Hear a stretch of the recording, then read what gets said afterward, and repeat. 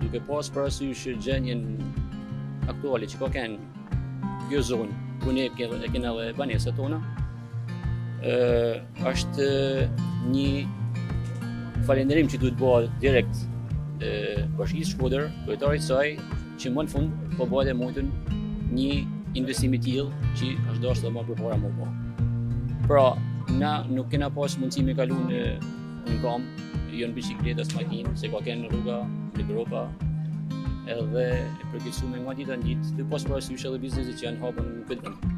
Ishte bërë rruga shumë keq këtu, edhe kishte probleme se normal haste makina e kështu, por që tash po shpresojmë që të jetë tamam. Asaj takon bashkisë jena kënaqur se normalisht çfarë bëhet për të mirën e jetesë së cilit të banorëve që jena këtu është mos e nevojshme.